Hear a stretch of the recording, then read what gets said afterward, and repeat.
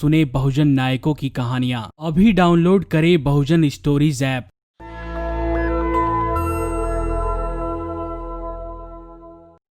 Patreon और अन्य माध्यमों से नेशनल दस्तक का सहयोग करने वाले सभी दर्शकों का बहुत बहुत शुक्रिया। आपके सहयोग से ही बहुजन मीडिया को नई ऊंचाई मिल रही है और मनोबल और अधिक बढ़ रहा है। आशा है आगे भी आप हमें ऐसे ही सपोर्ट करते रहेंगे। धन्यवाद। विपक्षी पार्टी कांग्रेस के नेता राहुल गांधी ने मोदी सरकार पर एक बार फिर निशाना साधा है।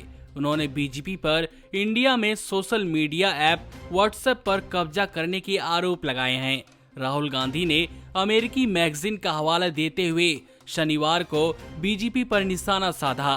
कांग्रेस नेता ने एक ट्वीट के जरिए बीजेपी पर आरोप लगाते हुए कहा, अमेरिका की टाइम पत्रिका ने व्हाट्सएप बीजेपी की साठगांठ का पर्दाफाश किया है। उन्होंने आरोप लगाया कि व्हाट्सएप पर बीजेपी का कब्जा है।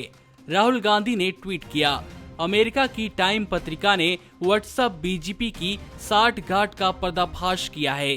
40 करोड़ भारतीयों द्वारा उपयोग किए जाने वाले व्हाट्सएप का उपयोग पेमेंट के लिए किया जाना है, जिसके लिए मोदी सरकार की स्वीकृति की आवश्यकता है। इस प्रकार व्हाट्सएप पर बीजेपी का कब्जा है। अपने ट्वीट के साथ राहुल गांधी ने अमेरिकी अखबार वॉल स्ट्रीट जर्नल की खबर शेयर करते हुए बीजेपी पर यह आरोप लगाए। अमेरिकी अखबार ने अपनी रिपोर्ट में फेसबुक की निष्पक्षता पर सवाल उठाए थे। अखबार ने अपनी रिपोर्ट में दावा किया था कि फेसबुक ने बीजेपी नेताओं के हेट स्पीच वाली पोस्ट के खिलाफ एक्शन लेने में जानबूझकर कोताही बरती। यह उस विस्तृत योजना का हिस्सा था जिसके तहत फेसबुक ने बीजेपी और कट्टरपंथी हिंदुओं का फेवर किया। रिपोर्ट में यह भी दावा किया गया है कि फेसबुक इंडिया की पब्लिक पॉलिसी डायरेक्टर अनखी दास ने स्टाफ से कहा कि बीजेपी नेताओं की पोस्ट हटाने से देश में कंपनी के कारोबार पर असर पड़ेगा। आपको बता दें कि यूजर्स के हिसाब से भारत फेसबुक के लिए बड़ा बाजार है। वॉल स्ट्रीट जर्नल की रिपोर्ट में बीजेपी नेता टी राजा सिंह की एक पोस्ट का जिक्र किया गया था, जिसमें अल्पसंख्यकों के खिलाफ हिंसा की बात कही गई थी। रिपोर्ट के अनुसार फेसबुक के इंटरनल स्टाफ ने तय किया था कि खतरनाक व्यक्तियों और संस्थाओं वाली पॉलिसी के तहत राजा को बैन कर देना चाहिए। फेसबुक द्वारा बीजेपी नेताओं के बयानों को हटाने या इस पर बैन नहीं लगाने पर विपक्षी नेताओं ने भारत में बीजेपी और फेसबुक की मिलीभगत के आरोप लगाए थे। बताया जाता है कि राजनीतिक पार्टियों की तरफ से फेसबुक पर विज्ञापन के लिए सबसे अधिक खर्च करने वाली पार्टी बीजेपी है। तो ऐसे में बीजेपी के नेताओं के विवादित पोस्ट को फेसबुक द्वारा अनदेखी कर देना कोई बड़ी बात नहीं है। वहीं फेसबुक के साथ साथ व्हाट्सएप, जो फेसबुक की ही एक इकाई है, उस पर भी भारत में बीजेपी का कब्जा होने की खबर काफी सोचने का विषय है। नमस्कार। नेशनल दस्तक अपनी आर्थिक जरूरतों को पूरा करने के लिए अपनी ऑडियंस पर निर्भर है।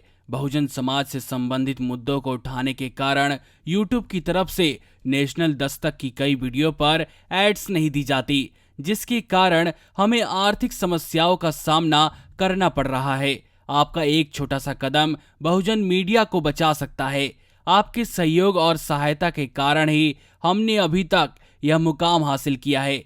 नेशनल दस्तक को आप पैट्रियन के जरिए सपोर्ट कर सकते हैं।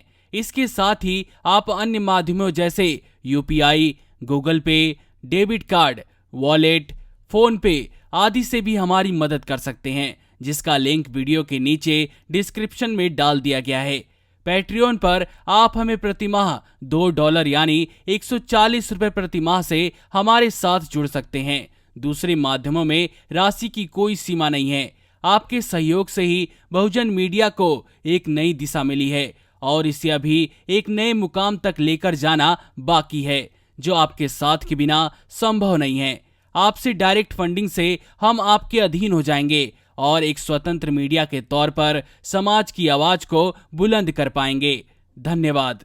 नेशनल दस्तक को देखने वालों से अपील है कि वह नेशनल दस्तक के सपोर्टर फॉर्म को भरें ताकि हम सीधे आपसे जुड़ सके। नेशनल दस्तक की आपसे गुजारिश है कि अगर इसको बचाना चाहते हैं तो नेशनल दस्तक को सब्सक्राइब करने के लिए रेड कलर के सब्सक्राइब बटन को दबाएं, फिर बेल आइकन की घंटी दबाएं। नेशनल दस्तक को बचाने के लिए बहुत जरूरी है कि हर खबर को शेयर करें, लाइक करें, कमेंट जरूर करें।